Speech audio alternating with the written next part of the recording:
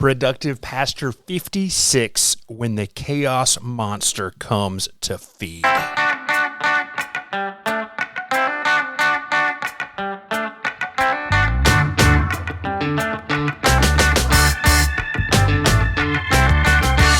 Welcome back, friends. Chad Brooks here, Productive Pastor. Can have a conversation about decision making, about how we do those decisions, but also about really understanding who we are.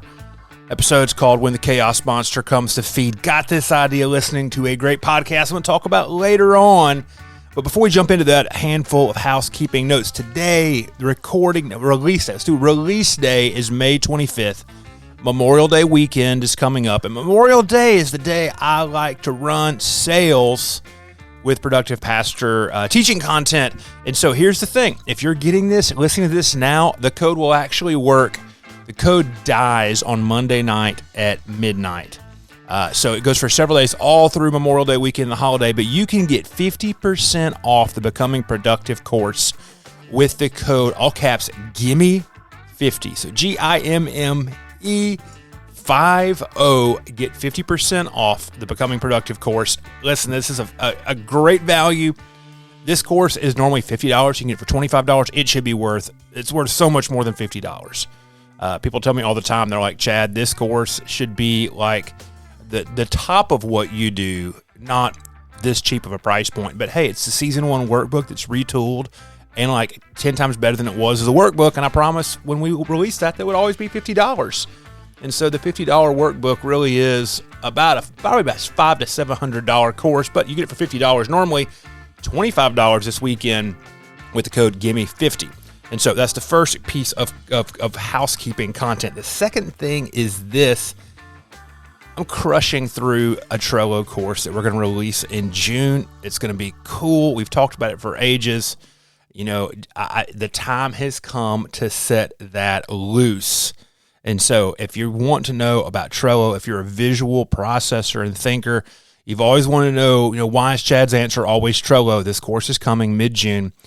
It'll be a short course, probably 3, maybe 4 modules, but it'll be cool. Trust me on that. So there's that's going on. And then the last piece of housekeeping, and then we're going to get into the episode content. I promise you, I've got a handful of spots open for private one-on-one coaching for this summer. There's a link in the show notes, revchadbrooks.com/PPP/56. where you can find a link to say work with Chad. Like I said, I got a handful of those slots open for this summer. And if you're curious, what does it look like to work through, some stuff that we've already done with other people, like I'm going to talk about later on, or you just need coaching for something completely different, reach out. I'd love to work with you. One-on-one stuff is my bread and butter.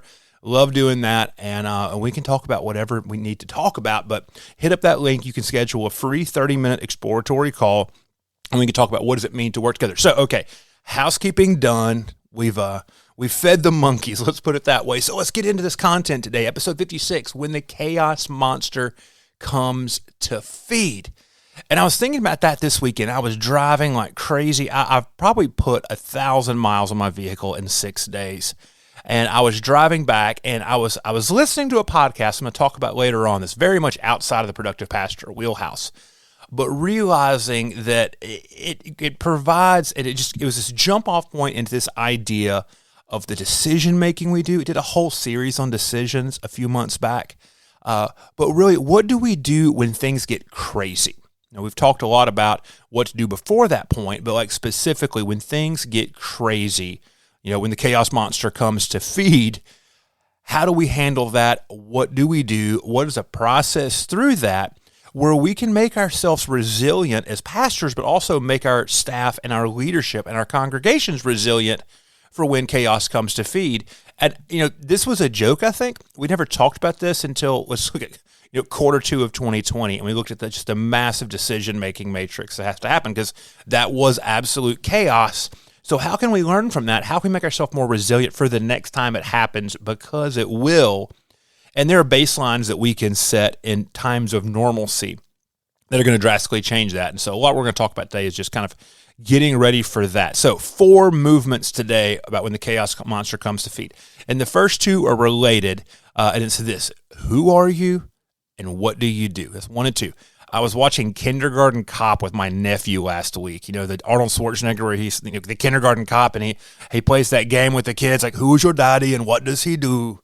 You know, we were laughing about that, and that was kind of maybe the inkling of this episode because I realized those are just fantastic, fantastic questions.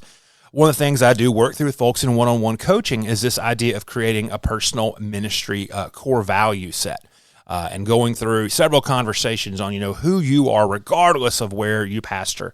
And then also, what is your current situation? I did an episode on it back this past summer. I think it's called Personal Ministry Vision, and so I'll put a link to that in the show notes so you can go grab that episode, listen to that. Here's some of the baseline of that thought. But really, number one, who are you?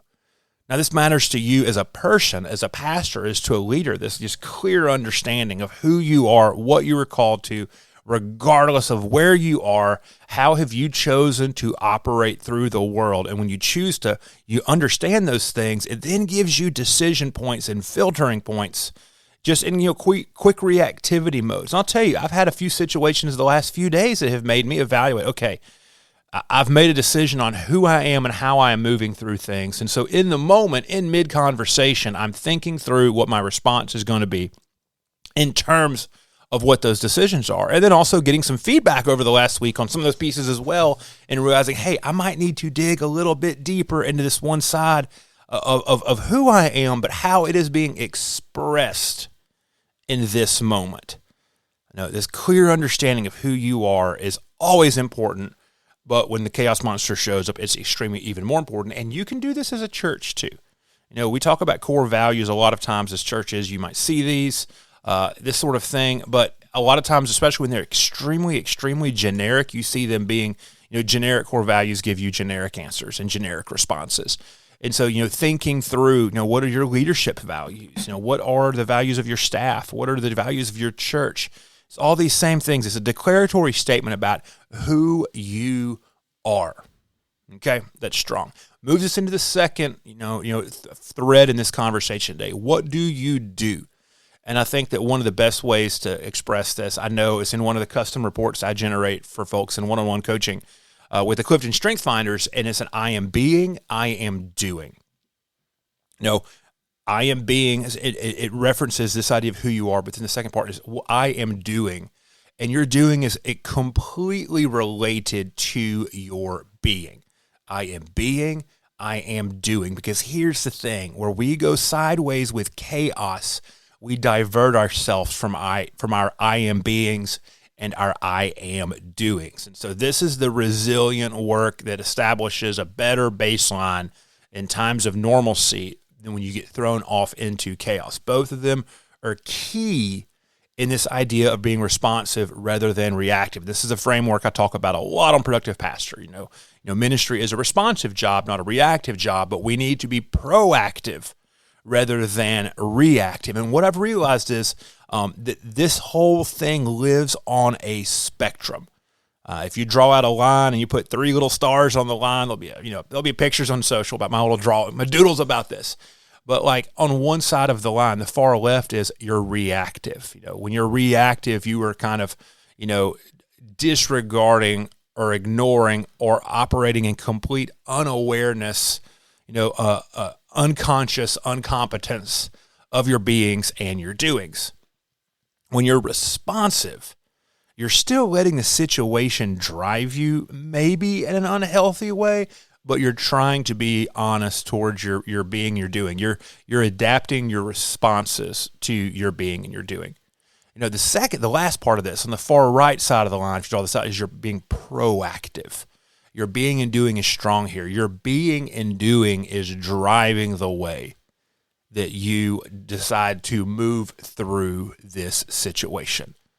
Okay, so reactive and then responsive and then proactive. And the more we can live on that side of proactivity and keeping ourselves honest, really in all decision making, we're going to find ourselves being healthier, being more honest to ourselves, our call, all of these sorts of things. And so that's the second thread there. What do you do? Now, all of this matters, and this is the work that you can do at any point in time. But when chaos does strike, when the chaos monster comes to feed, the level that you've established this at will then begin to drive what's coming up next. And so this is where I learned, I want to talk this podcast.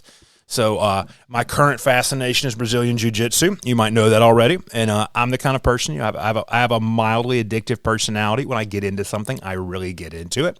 And for years, I've been listening to Jocko Willink, his podcast, off and on. When I need a good 4 hours on a plane to kind of zone out, I'll put him on.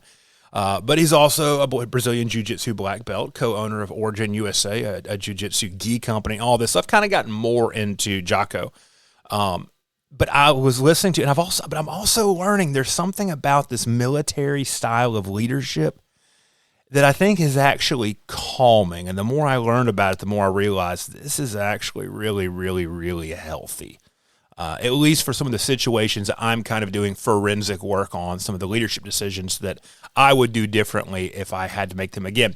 So the most recent episode, episode 386, it's called Be Prepared. It's a guy named Mike Glover. He's a former Green Beret, and he runs an emergency preparedness company and all those sorts of things. And in there, like 3.5-hour conversation that I listened to late one night driving back from Baton Rouge, they're talking about all sorts of things, but then they bring up what's called the PACE communication plan. And they're talking about in the military, when they were overseas as special operators, that they would plan for days for something that might take an hour. And they talked about just the planning process was just integral, and the training and the workup process, all these sorts of things was integral until they got to where they needed to do the job that they were supposed to be there to do. So it goes back to that whole being and doing is helpful. But then, and I didn't listen to this at first. I didn't realize until I was doing my research for the episode that this is not just an overall contingent plan idea. It was developed specifically for communication while you're on the battlefield, PACE communication plan. It's a communication methodology, but I think it's also a great way to think through things and think through planning while you're in chaos. And PACE is an acronym. It stands for 4 things: primary, alternative, contingency, and emergency.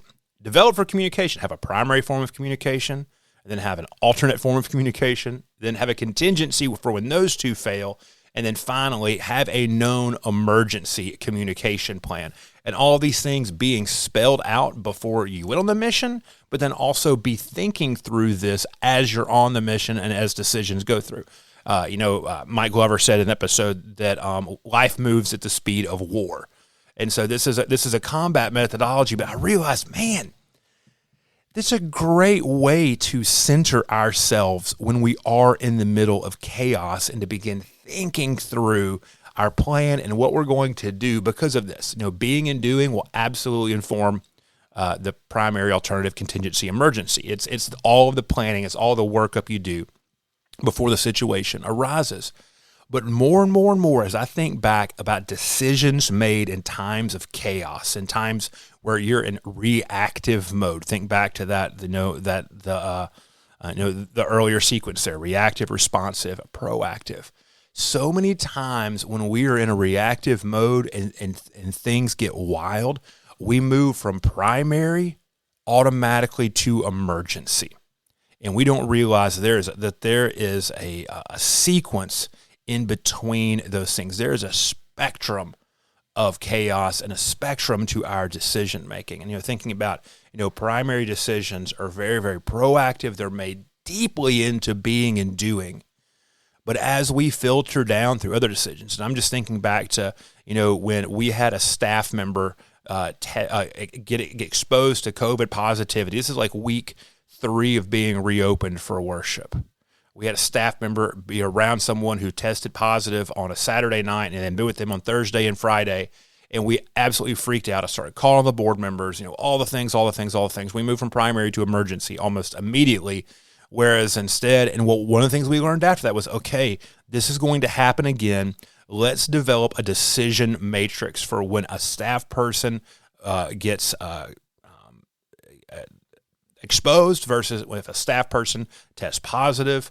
What happens when somebody calls us on a Monday and says they were positive on Sunday? I don't want to go back into trauma response from COVID, but I think that's like the chaos decision that 99.9% of the people listening to this podcast can remember all of those decisions. Following this PACE plan helps you stay honest to your beings and your doings towards your core values, regardless of what's going on. It allows you to understand the difference between a primary decision and then an alternate decision. Okay, we can do this instead. A contingency decision. Okay, we can do this instead. This is what it will affect, but we know it will affect an emergency the exact same way. This idea helps you not jump immediately from primary to emergency. So the PACE plan, that's kind of sequence 3 in this. Now it's now 4, filtering questions. Because this is the thing that I was thinking about as I was kind of processing through making these notes and realizing, okay, we've got to find a better way to land this plane here, Chad. What do we need to be doing? What do we need to be developing? What happens when we do come to a question? And we need to realize what might be the right question to take, what might be the right posture to take. I think about some leadership times in ministry when I've been made aware of a situation that I know needs to be responded to, and the way that we respond to it really sets the tone for who we are as a church. And I noticed there's 5 stages or 5 matrices inside of this micro decision. Let's call it that. Let's call this a micro decision. Are we going to be defensive? Are we going to be preserving? Are we going to be maintaining? Are we going to be healing? Or are we going to be moving forward? And I think all 5 of those can honestly keep you in check. If you're in a defensive mode, it's like, hey, we need to be serious because this is serious and this is significant. There's a couple of different things that you might have to come up with in church that we probably shall not mention them here. But there are times when, as a leader, you need to make a defensive decision and you need to take a defensive posture. Just to be aware of that, and we want to do it in a healthy way. There's also a preserving, and these are somewhat the same, but it's also like, okay, we need to make sure that there's, at this level is what we are going to allow things to shift down to. So it's going back to the whole staff decision. A staff person gets exposed to COVID. What are we going to do no matter what? Well, if it's the pastor, we're still going to have a sermon. If it was the worship leader, we're still going to have music.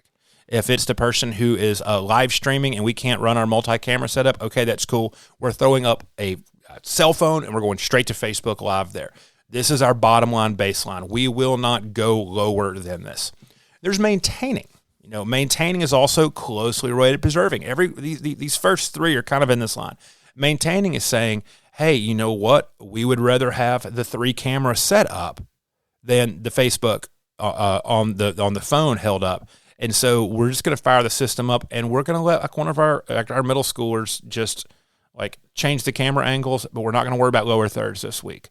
Okay, we still want to have that that big wide shot and then the close shot in during the teaching time. That's what we're going to do. Or we're not going to put the slides up on the screen, or we're not going to worry about the moving backgrounds, all those sorts of things.